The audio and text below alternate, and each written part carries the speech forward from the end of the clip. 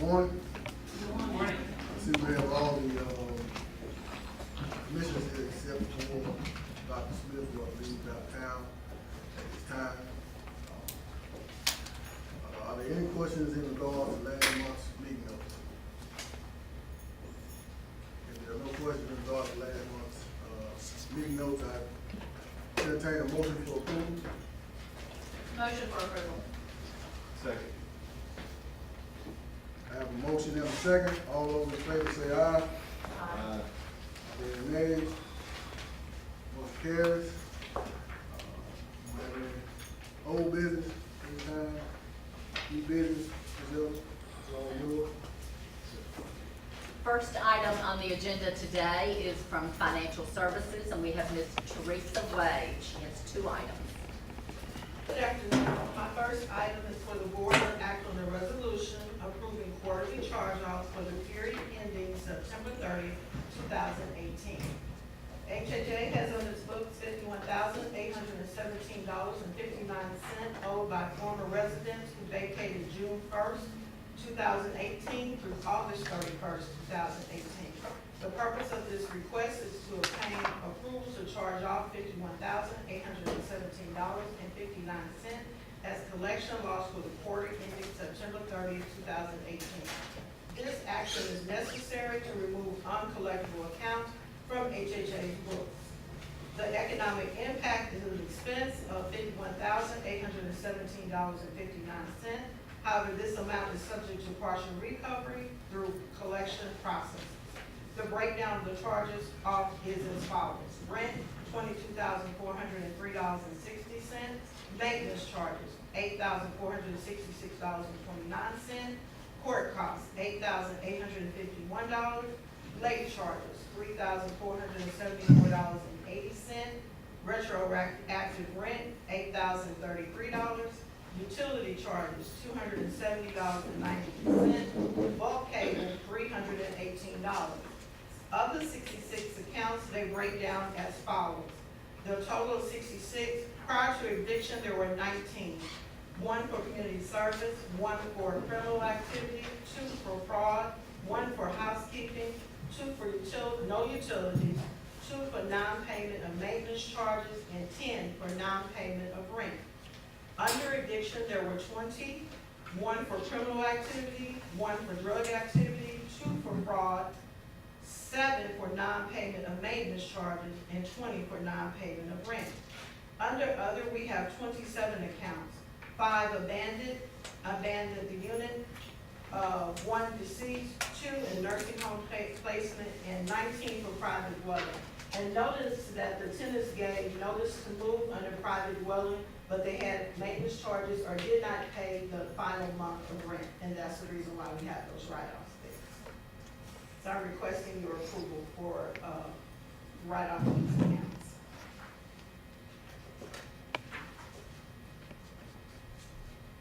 Any questions in regards to write-offs? Charge-offs? At this time? Move for approval. Second. Even though you didn't call for Sorry. All those in favor say aye. Aye. Are there any nays? Resolution carries. Thank you so much. My second item is the presentation of cumulative low-income housing finance report for the period ending July 31st, 2018. As we see at total revenue, we are at 106.91%, and these explanations carry forward from what was presented last month, so we are on target with our revenue. Also moving forward to page 2 of our expense report, I would like to bring to your attention about the total tenant services other. In May 2018, the residents attended a 4-day resident council training in Pigeon Forge. In July 2018, residents attended a 2-day resident council training in Birmingham. This line item is expected to be in line with budget as duly elected resident council audits are completed to verify allowable expenses that may have been incurred by the council. Also moving forward further down the page, The other items that were brought to your attention last month, we still have those same repeating items this month. And the third page of our financials, I will bring to your attention collection loss. Because you have approved those, I wanted to let you know that the first quarter, the collection loss charge-offs were $39,246, and they're offset by $16,954.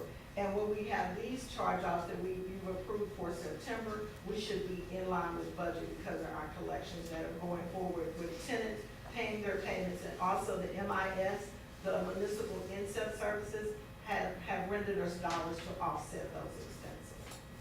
So in total, all at this current time, the Huntsville Housing Authority has net income of $341,789. Do you have any questions about any of these expenses or revenues at this time? Also attached is your breakdown by site for the recap of each site and their performance against the budget.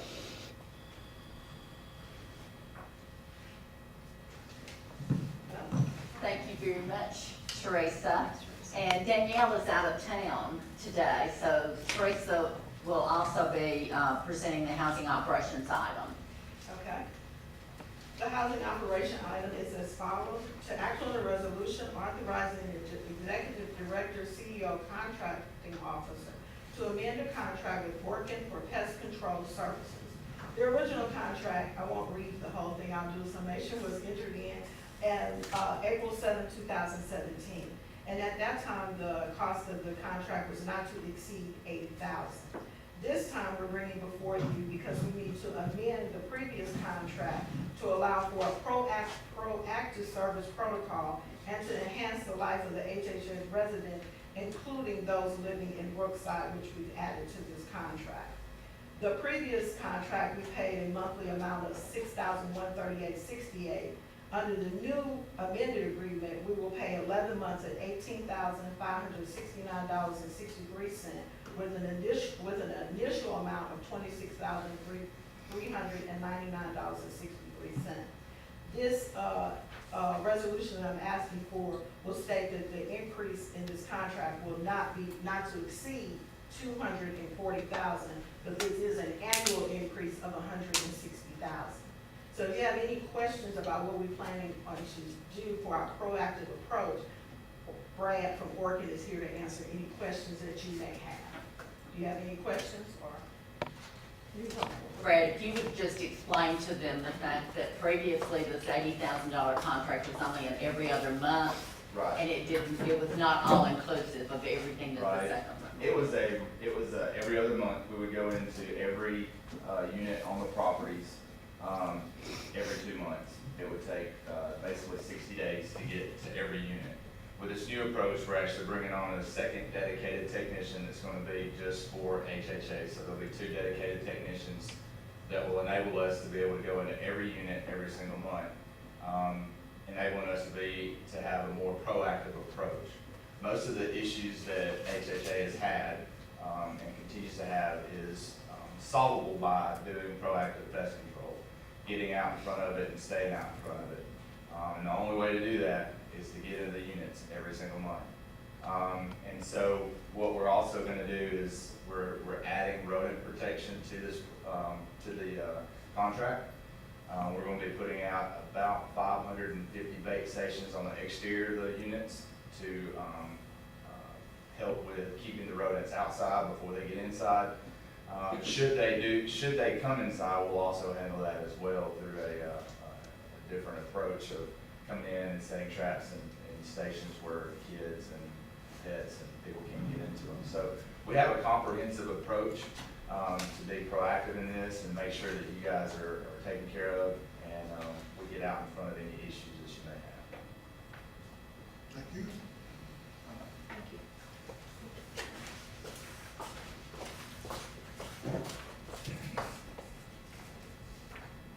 So resolution 2018-29 is asking for your approval. Are there any other questions? I just have to say, we've added this very thoroughly in the committee meeting last week, that I was the only commissioner that was able to attend. Thank you, sir. So where y'all was. questions at this time. I entertain a motion to approve resolution 218-29. Motion to approve. Second. I have a motion and a second. All those in favor say aye. Aye. Are there any nays? Motion carries. Thank you so much. Thank you very much, Teresa and Lynn. Next, we have real estate development. We have Keisha Rich, and she has 2 items on the agenda. Good afternoon, Commissioners. My first item that I am requesting board action on is requesting the board to act on a resolution authorizing the executive director to enter into a memorandum of agreement with the city of Huntsville. We are seeking board approval to enter into an agreement with Huntsville to memorialize the demolition of our Sparkman home site, subsequent to HUD approval and relocation of all residents in exchange for HHA property located at the northwest corner of Pelham Avenue and Lowry Boulevard. In the event HHA is not able to receive HUD approval for the demolition of Sparkman homes, the city will agree to pay the appraised value for the lot. Included with the documents, but I'm not sure if you have it in front of you, was the most recent appraisal on the land, and at that time it was appraised at $396,000. So that's the figure that we included in the MOA for your consideration today. But basically, the agreement is included in full in your packet. The city has estimated that the cost of the demolition will be about $515,000. And like I said, the appraised value for our lot, which is about 0.45 acres, is $396,000. So we are basically asking you all to consider this. I have John Hamilton present as well, and we will answer any questions that you all have regarding this. I also would like to let you all know that this item will impact our ability to submit our application for our demolition for Sparkman Homes, because we have to show to HUD the method or how we will pay for demolition of the site as part of our application. Additionally, we have had a for sale sign on that property for a little over 6 months, and we have not received any offers on the property yet. So if there's any questions for myself or John, we'd be happy to answer those. When are we projected to submit that demolition application? So there are a few items that we're waiting on. We have right now the phase 2, which is ongoing. OMI is working on that, and they should have that to us, I would expect, within the next 2 to 3 weeks. We are also still talking with the State Historic Preservation Office, but once they send us their next letter outlining the things that we will have to do, then we think that that will suffice for submission to HUD, but we'll still have to go through the process of putting together the narrative and the historical photographs for the site. But we think once we get the letter from them, we can include that with our package to let them know that they're on board with it as long as we do these things, and that we're going to go through a procurement process to bring someone in to do those things. So we've got this agreement, State Historic Preservation Office, and then phase 2 of our environmental. And how long will that take? What? When you do the actual submittal? Once you get all that in? Oh, well, once we get all that, I've gone through the How application. long will it take to get all? To get all of that? Okay, well, I think that, I said OMI, I think it should be about 2 to 3 weeks, and I can't really, you know. I have asked Keisha to start calling the state daily, just to bug them to death to get this, because we need this letter. And I don't know why they're delaying.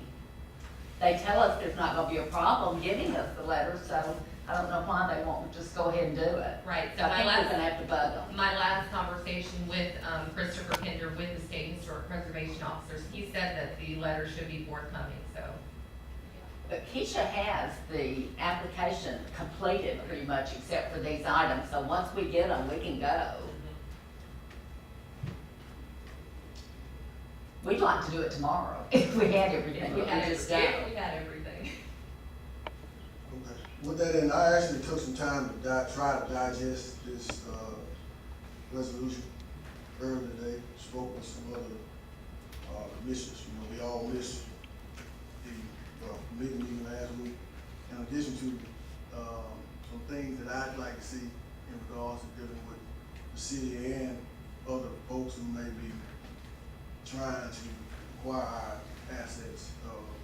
I've asked, that we actually table, I'm asking for a motion to table this resolution until further notice, within the next week or so. So, at this time, I entertain a motion to, Do we want to give John an opportunity to answer questions, or do you want to speak about, is there anything, I mean, about, I raised the concern at the committee meeting that in the past, we had talked about the city doing the demolition and there not being a, consideration for that, and so I was surprised when I came into the committee meeting last week and we had this, added component to it. I thought the city was gonna, buy the lot from us. Yeah, so the agreement, does provide a provision that should HUD, the Housing Authority, choose to abandon pursuit of closing Sparkman homes, that we would buy it. What the agreement that's in front of you reflects is, the mayor's offer of what we have negotiated with the director. So at this point, there's not another offer or another agreement that's hanging out there as an alternative. This is what we've negotiated, what the current offer is. If the board, chooses to disapprove this and wants to go a different route, then we would start the conversation over again and go for a different point. But this is, as we've worked with Ms. Elderman on what's the right way ahead, this is what the mayor's been willing to offer. And obviously, any of this is, all of these things being negotiated between the two administrations, the executive branches, if you will, is pending board approval and ultimately city council approval. So, there's still obviously the two steps have to go through, but at this time, this is the offer on the table.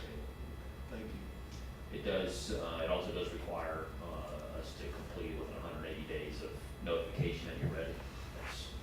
We consider it to be a generous amount of time. Reality is probably go faster than that. And as we've looked at the Sparkman property in terms of your ability to market it, which is, that's the future step, it's probably not real marketable with the buildings on it. So, ultimately, as you look at the variety of properties you're looking to market, the one over on Lowry, I think, I'll offer you my opinion, I think the reason you haven't received any offers in 6 months is because it's not really developable. I've had people express their thoughts that the appraisal that was received was high. We're not attempting to reappraise it or anything. We've accepted, within this agreement, we're accepting the appraisal as is, but the parcel is so small and trapped between the road and another parcel, it would be extremely challenging for somebody to develop it, and I think that's probably why you're not really seeing any interest in it. And it's my understanding that the city plans to put a small park there or something, since it's not usable for anything else. We have, part of the challenge is the restriction, I guess deed restriction, I think it's an actual deed restriction that was imposed upon it, not allowing any financial services. The parcel behind it is owned by, a credit union wanted to go there, and so you have this trapped little triangle of a parcel, that's really just kind of a remnant left over from when they built the road. There's certainly an argument made that when the state and the city built that road, it required the entire parcel instead of leaving that little pieces and orphans in there. But that's the problem. Were it not for the deed restriction, I would imagine that Redstone Federal Credit Union would have come directly to you and sought to assemble it with the parcel they purchased behind. There is an opportunity for them to develop that parcel, but I don't think that project moves forward without us doing something to clean up the little triangles between them and the road.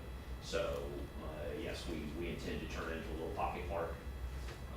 The city hasn't said we need a pocket park there, but we need the parcel to be cleaned up and look presentable as it's really kind of the front door to downtown, and would certainly serve as the front door to the parcel behind it is what you end up with. So, in a perfect world, they could pull their building right up to the road, and sit on your parcel plus what they have behind, but that's not an option with the deed restriction.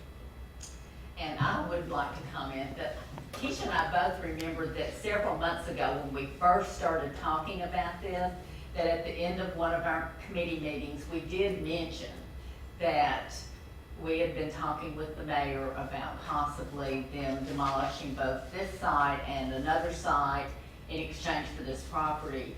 And I think at that time, most people on the board said that sounded like a good idea, but this came about very quickly, the agreement itself, because the city asked us to go ahead and bring it to the board because they wanted to go ahead and take it to the city council. Because even if we have a meeting in a few weeks and the board decides, yes, you want to go forward with it, we still will have to wait for the city council to approve it before we can submit our application. Otherwise, we just have a one-sided agreement. I must have missed that meeting or not been listening, because that was the first I heard of was last week when we met. And you and I had a lot of conversations about, you know, trying to sell some of our assets that were not being utilized for replacement housing, or like that property to retire the debt that we've got out there on the, you know, tax credit deal. So that was the reason I was a little surprised. I thought we were kind of earmarked that and maybe some of these other properties to try to liquidate and use the money for it. And that would be great if we could, but as Keisha said, we've had no one interested because it is such a small piece of property. But, it's staff's opinion that if the city's willing to demolish both Sparkman homes and our next future demolition, even though that's not mentioned in this contract, the mayor has agreed that they would do that. It still seems like it's a very, very fair agreement, but that's our opinion. That's right. And I have had meetings with John as well and the mayor that they have expressed demo for future things as well, so. Right. I don't know, where we wanna go. I'm perfectly happy waiting a week or so to understand this, but it needs to be done quickly so that, if there's more understanding that needs to be done, we can get this done, but I don't wanna hold up anything else. I think that'd be good if we had a little time to talk about it, because I know Commissioner Smith had some questions too. As long as we don't let it go, more than a week or so, I'm fine with that. I'm fine with tabling it for now. Yeah, I just don't, I think, I've had some conversations, this morning, and, I understand the timelines. And so I think we need to, get a clearer understanding. We have 2 new commissioners, and I think that we don't need to ask you to go out on a limb or Dell to go out on a limb without understanding how we got here. And so I think that just a little bit more time, we were a bit hampered by sunshine laws. We can't have our 2 commissioners at a time committee calls that we used to have, and so it's kind of hard to have a public meeting and get everybody together in one place. So, but I think we can make that happen in the next week or so, We'll have to by have. phone or one-on-one with staff, whatever. I'll ask Terica to get with all of you and try to find a date that everyone can be at a committee meeting. And we will have another committee meeting to discuss all of this when everyone can be here. And then we will have to set up a special board meeting for a vote. Yes, I mean, but I think we need to try and do staff meetings with, I think we can have 2 commissioners, right? Are you talking about phone calls, or are you talking about individual meetings? And I asked John, we can't even have one person phone call.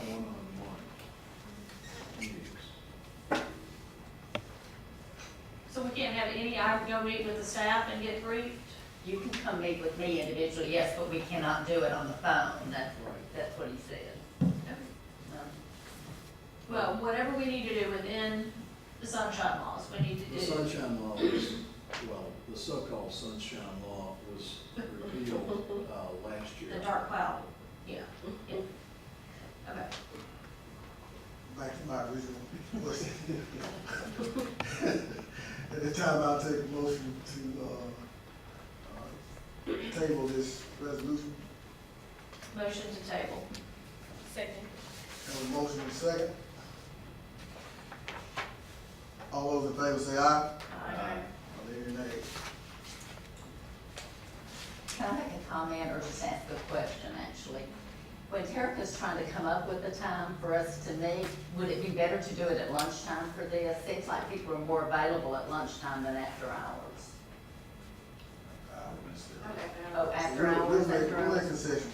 Okay, we'll talk about that later. We understand the importance of the, Yeah, we'll make it happen. I'm in town Okay. right now.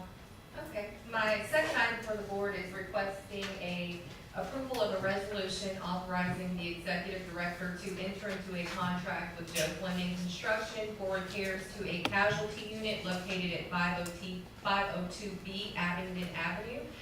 We have sought quotes for repairs to a fire casualty unit, which is located in Lincoln Park.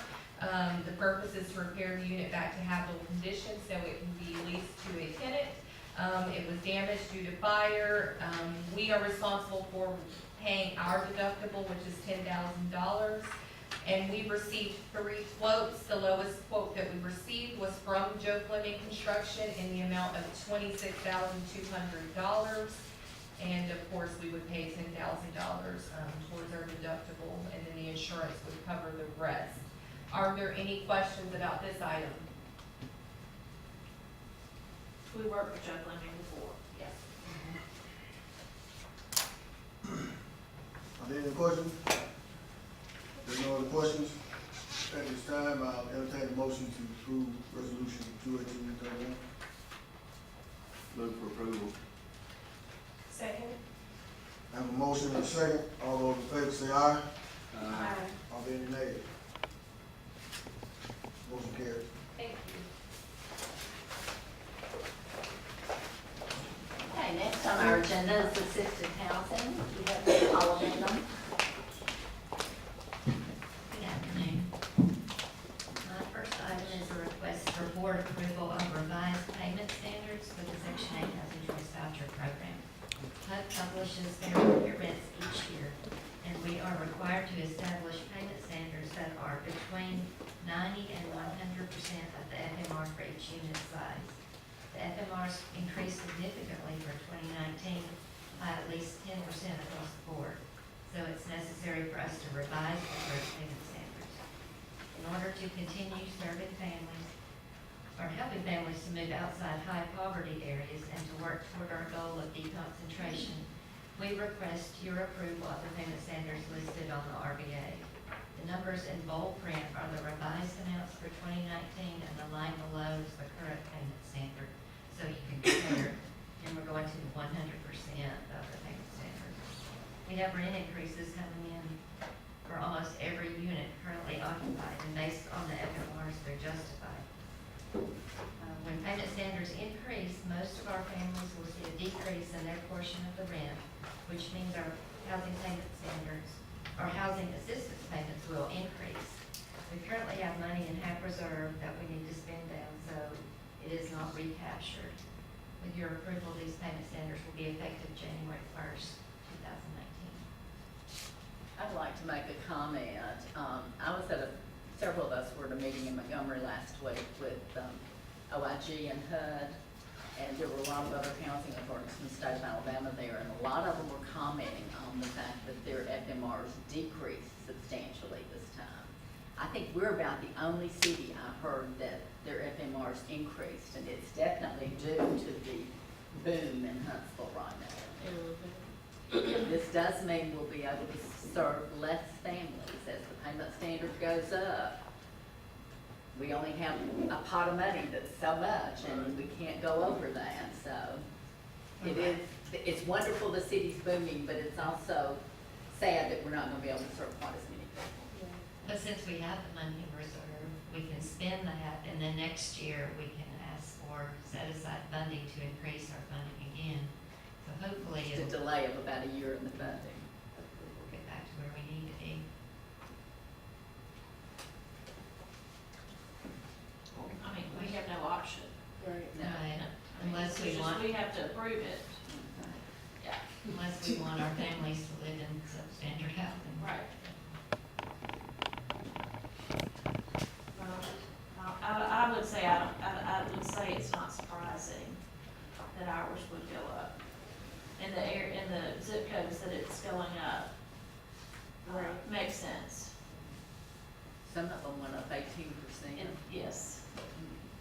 we are seeing a lot of families moving into better areas, so that's what we're struggling for. Questions? There are no further questions. I'll take a motion to approve resolution 218-32. Motion to approve. I have a motion and a second. All those in favor say aye. Aye. Are there any nays? Motion carried. Thank you. My second item is a request for board approval to authorize the executive director to amend the previous contract for housing quality standards inspections with Ozark Housing Development. We received board approval to enter into a contract with OHDI to perform HQS inspections in January 2017, and they have done an outstanding job. The original contract has a not-to-exceed amount of $53,000. This amount was based on the number of vouchers under contract at that time. Since then, we have received 6 additional VASH vouchers in 2017, and we were just awarded another 33 VASH vouchers last week. Also, we are seeing more families relocating to higher income areas with the increased payment standards, and relocations result in additional inspections.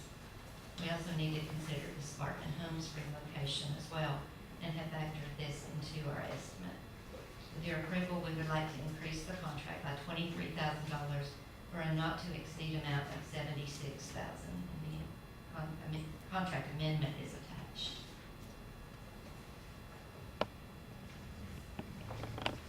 And we just pay per inspection, so that's for the additional inspections, not for a contract per se amount. Any issues, concerns, or questions regarding 218-33? If not, I entertain a motion to approve 218-33 at this time. Motion to approve. Second. I have a motion and a second.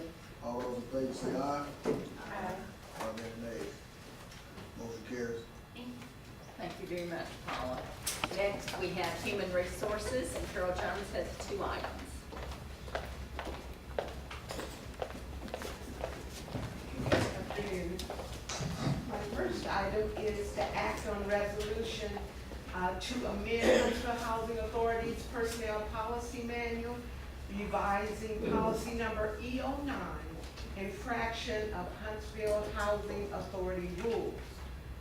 Currently, the policy manual states that the possession of firearms or other weapons on HHA property, or weapons readily accessible on nearby premises, for instance, in a vehicle driven to work and parked closer than 1 mile to any HHA property, is an infraction that is cause for immediate termination of employment without warning. The revised policy reflects that employees of HHA may not carry firearms while on HHA's property or while otherwise engaged in HHA duties. But the current Code of Alabama for firearms, 13A 1190, does not prohibit employees from transporting or storing a lawfully possessed firearm or ammunition in the employee's privately owned motor vehicle while parked or operated in a public or private parking area, if the rules are followed in the code and the revised section of this policy. So that's the reason we're asking for the revision in these rules for the firearms. But also in policy E09, it does not address the protection of high security property.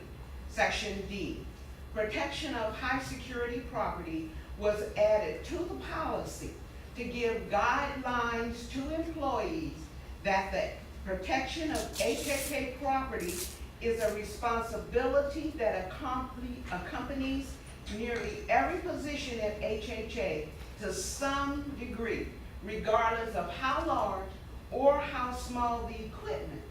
If HHA property is lost, stolen, or discovered missing, guidelines are given as to the responsibility of the employee in addressing the lost, the stolen, or the missing equipment.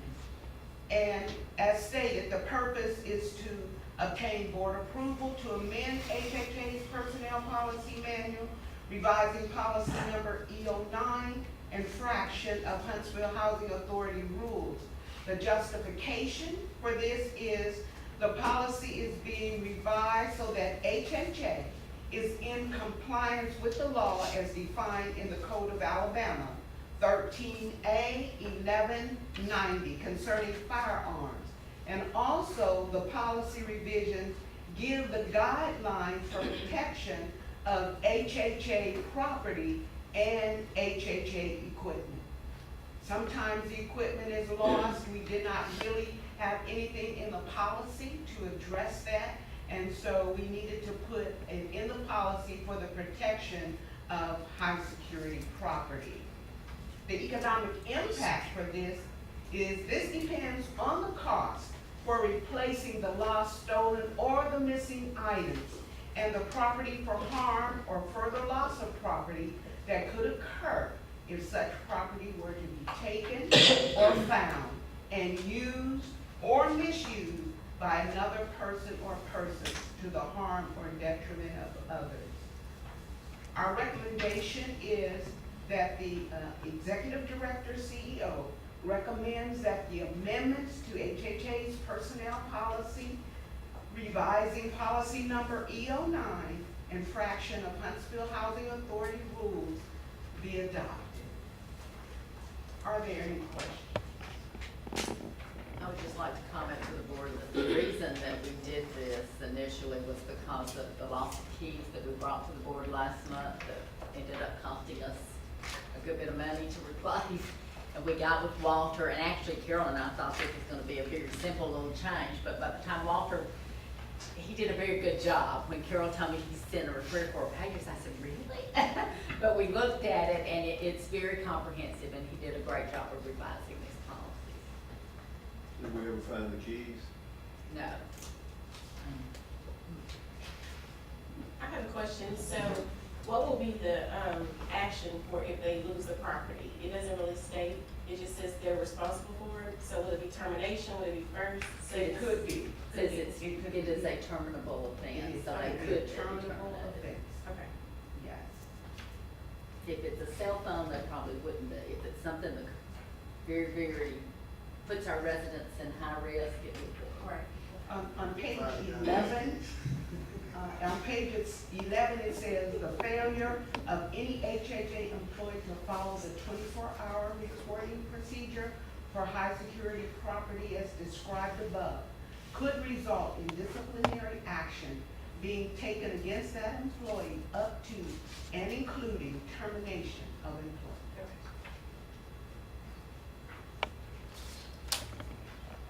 Any questions? No, man, we just try to get those keys. All right, are there any questions? If there's not any questions at this time, I'll entertain resolution, a motion to approve resolution 218-34. So moved. Second. Have a motion and a second. All those in favor say aye. Aye. Are there any nays? Motion carried. Thank you. The second item that Human Resources has is to act on the resolution to amend Huntsville Housing Authority's Personnel Policy Manual, revising policy number E11, Workplace Violence Prevention. Huntsville Housing Authority Personnel Policy number E11, Workplace Violence Prevention, Section 3C, currently states that the possession of firearms or other weapons on HHA property or weapons readily accessible on nearby premises, for instance in a vehicle driven to work and parked closer than 1 mile to HHA property, is an infraction that is cause for immediate termination of employment without warning. What we have done, this policy is in conjunction with policy number E09. And in order so the policies are coincide, We also had to change policy number E11 to reflect, the code of Alabama for firearms, was 13A11-90.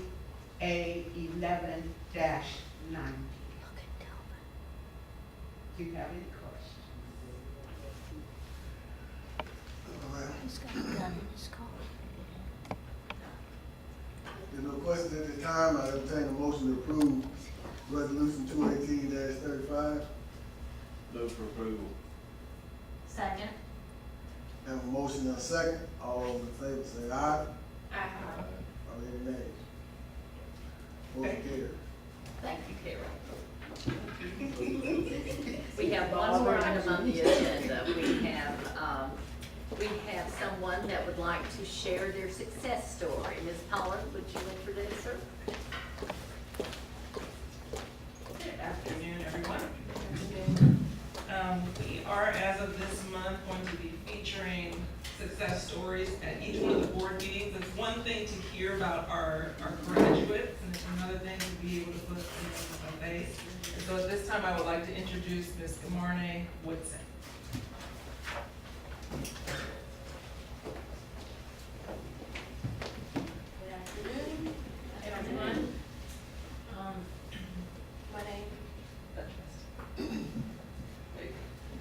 My name is Jay Moore Gibson, and my journey with the Huntsville Housing Authority started in August of 2011. I reached out via phone from West Virginia to report to a new city. I would never in a million years thought I would be a homeowner only 7 short years later. Although it has always been my dream to become a homeowner, with my with my sporadic work history, I was uncertain how to make this dream come true. I have always been a goal-oriented person and a hard worker to strive to achieve my dreams and things I desire in life. However, I've had more stumbling blocks than I thought I would in life. I was born with sickle cell disease, which I also received as a disadvantage. However, upon coming to Huntsville and being encouraged through the Huntsville Housing Authority caseworkers and being educated and given multiple opportunities to improve my quality of life, I began to believe that I could overcome my circumstances. The individuals at the Housing Authority who assisted me was Miss Brittany and multiple others. But she revealed the gems necessary to move forward and achieve my dreams. Once I received all the information and began to move forward, I found that my situation was not as hopeless as I once perceived. The encouragements received and the opportunities unveiled changed my future forever. I am now a homeowner. I have taken advantage of my health and my finances. I learned to set goals that were attainable. I am currently on the process to setting more goals to become financially stable. The services provided to me to move towards self-sufficiency were financial classes, homeownership classes, classes with bankers and real estate professionals, parenting classes, Christian Women's Job Corps. I took advantage of everything that they actually offered, and every time that a flyer came in the mail, I made it my business to call and to say this is something that I would like to do. So positive things that people need to know are that the Huntsville Housing Authority is preparing individuals to recognize opportunity. It is up to the individual to take the opportunity to make it their success story. So while there may be some individuals who perceive a lack of opportunity, The information is consistently presented by the Huntsville Housing Authority to give us exposure, or to expose us, to expose those who feel left out or hopeless, to hope and opportunity. To hope and to have the opportunity to change their own future. I have lived in my home now for 15 months, and I am certain that without the professionals here at Huntsville Housing Authority encouraging me to be great, I would not have had the courage to, well, I would not have had the courage within the time frame to build this success story that I have today. And although I am not where I want to be, I am further along on the road to an even greater success story. I have learned through my journey to gauge my success through my own goals and not the expectations of others, and basically to not, to just not really look at the outside of somebody's life and decide that I don't measure up because my circumstance is not as great, it does not, is not perceived as great as them. So just to change my mindset. And I wanted to ask you guys if you had any questions or if you had any statements that you would like to make at this time, or any more details from me. I would, hi. I'm Bill. So, you actually make me smile, because it sounds a lot like a little devil, just a male version. But I do want to tell you that, obviously, I'm proud of you. You don't need me to tell you that, but I am. But remember this, you did not come this far just to come this far. Right. You did not come this far just to come this far. Got it. So you keep pushing. And one of the reasons I probably made some folks mad today is to ensure that you continue to have the resources you have in the future. So, but that's a whole other discussion. Thank you. Thank you for sharing your story. Congratulations. Thank you, congratulations. Yes, thank you. Thank you. You guys enjoy your day.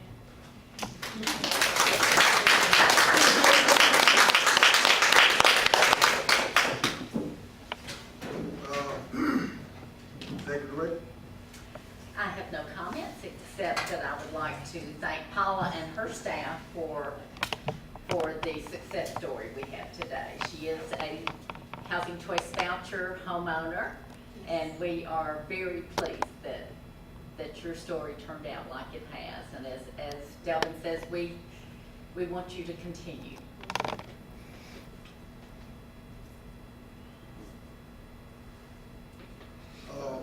We have public comments? Anybody sign up for public comment? Okay. Commissioner, start with you, Ms. Orr. No comments other than, I like including this as part of every meeting. I think it's a good thing to keep us all encouraged. Yes. I agree. That was good. That warmed my heart. It made my day.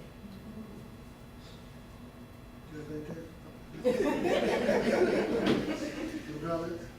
All right, there's no other comments. Thank everybody for the attendance and, Mr. Hamilton. We'll do everything we can to get this moving forward. Thank you all.